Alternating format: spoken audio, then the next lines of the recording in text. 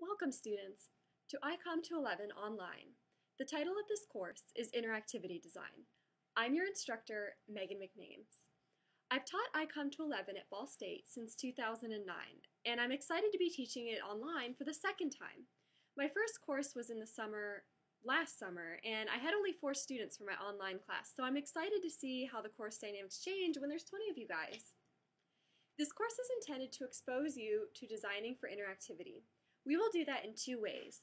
First with InDesign, which will allow us to create multimedia presentations for the web in the Flash format, and then with Edge, which incorporates many skills from InDesign, but which also allows you to publish with HTML5, which, unlike Flash, can be played on most mobile devices.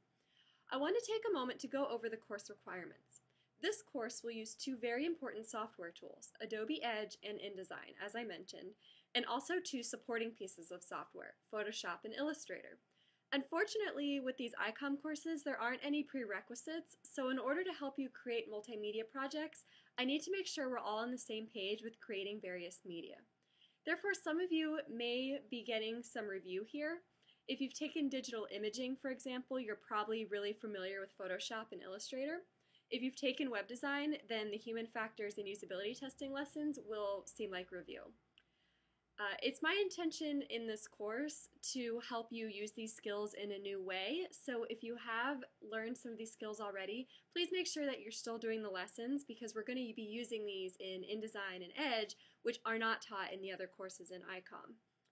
Proficiency in these programs will serve you well in your college career and beyond. At Ball State, these programs are available on computers in the iLab in the Art and Journalism building and in Bracken Library. If you're an off-campus student, obtaining the software may be a little trickier, but it's your responsibility to obtain access to these programs. You can purchase the entire Adobe Creative Suite, which includes InDesign, Illustrator, and Photoshop, through the Ball State Technology Store for $330. While this isn't really sounding cheap, it is a significant reduction of the price that professionals pay for the same software. You can also rent the software from Adobe Creative Cloud for $29 a month. If you want to do this, I would suggest downloading the trial version and using it for 30 days before purchasing the monthly subscription. That way you'll save $29. We're not going to start using these programs until we're well into the semester, so if you wait until we start learning them, download the tutorial, and then pay $29 a month, you're going to save a lot of money. Edge just came out about 5 months ago, and so it's currently free. That's the silver lining here. If you already have these Adobe products, but they're not the current CS6 version, that's okay. If you have CS3, CS4, or CS5, you're welcome to use these older versions of the same software. Please just let me know at the beginning of the course if you're using these older versions so I can provide you with the correct versions of assignments in the future. In the first half of the course, you'll focus on learning design theories and the technology you need to implement them.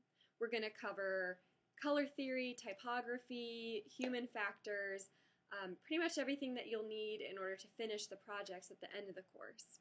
So each week we'll focus on a new theory or technology. For this course, you're required to complete workshops using InDesign and Edge. For these workshops, you are required to complete 2 tutorials on lynda.com. Ball State students now receive free access to lynda.com, but you have to sign in from the Ball State website. So whenever you have to do a lynda.com tutorial, what you'll need to do is go to bsu.edu/lynda and click on the yellow Lynda logo. You'll be asked to log in using your Ball State username and password, which I think I'm already logged in, and then you'll be let into the Lynda tutorial website. You can use the search in the corner to search for the name of the tutorial that we're currently working on.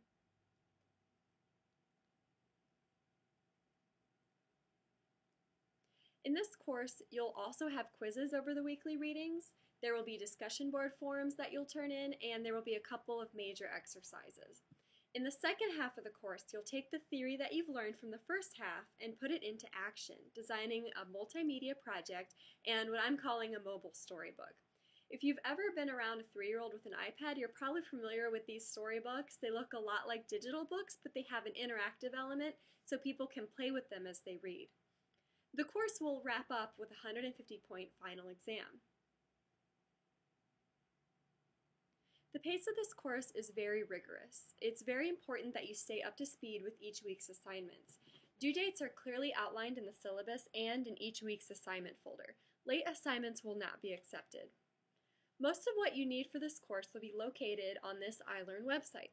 Requirements and deliverables for each week are clearly outlined on the syllabus and on each week's folder in Blackboard. Most assignments are due by 5 p.m. the Monday after they are assigned. At 5 p.m., the Blackboard assignment collection will close and you will no longer be able to upload an assignment. As you work through the class, if you have any questions, please don't hesitate to contact me. Although I do have an office on Ball State's campus in AJ 382, my office hours are virtual, and you're not likely to find me there. I'm kind of a night owl, and I keep odd hours, so my office hours are going to be virtual. My office hours will be 2 to 5 on Tuesdays and Thursdays, or by appointment. To meet me at my virtual office hours, log into Skype and search for me at BSU McNames. Anytime you see BSU McNames active on Skype, feel free to message me or video chat me if you have questions. You can also email or G-chat me at megan.mcnames@gmail.com. This is not the email that's listed for me in the Ball State directory. In the Ball State directory, you'll find that my email address is listed as mlmcnames@bsu.edu.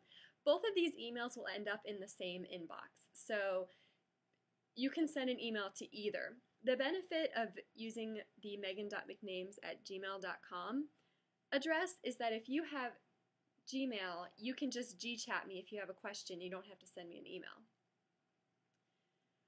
The only thing I ask is that you please allow 24 hours for me to respond to your email.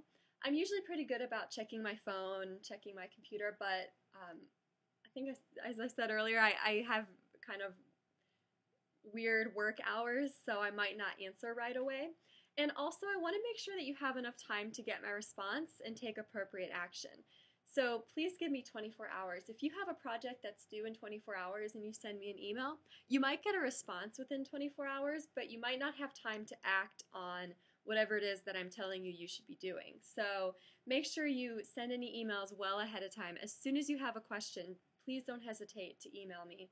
I pretty much have an open door policy. Anytime that I'm shown to be available online, feel free to message me or ask me questions. If you bump into me in the hallway, just let me know what kind of questions you have or if there's something you want to talk about. Other than that, I look forward to working with you in this course. I'm really excited about it. This is the first course in which I'll be teaching Edge because it just came out in the middle of last semester, so I'm pretty excited about it. Please don't hesitate to contact me with any questions or concerns about the course or the syllabus. I know that online courses can sometimes present unique challenges, especially if you've never taken one before, but I really don't want you to struggle needlessly. If you have any questions about the course content or how to use Blackboard or how to use the site, please let me know. I will be happy to help you.